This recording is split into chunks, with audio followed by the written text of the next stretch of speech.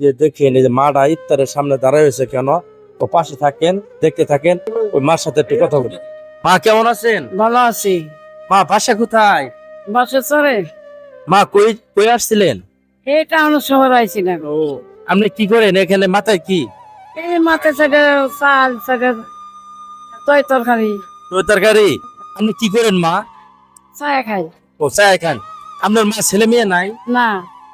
ছেলে মেয়ে কি মারা গেছে? হ্যাঁ, ও আপনার স্বামী নাই? স্বামীও নাই। ও তাহলে আপনি কাগর অন্য থাকেন। এ আমার চারশো ভাই। ও তাই। মা আপনার বয়স কত? ওপর 70। ও আপনি কি আছে সারাদিনে কোনো ইনকাম করছেন? না মা, কি করেন নাই? একশো যাই না কোনোদিন। আপনি কি রোজা রাখছেন? এ ছেড়ে কি দেখাইছেন? সে আমার গোটা ছেনা দিয়ে ভাত খাইছি। তাই নাকি? কে আলু গড়া ভর্তা আর কোনো কিছু আছে? না বাবা, না কিছু নাই। এরা আমার কামাই দেয়। তাই নাকি?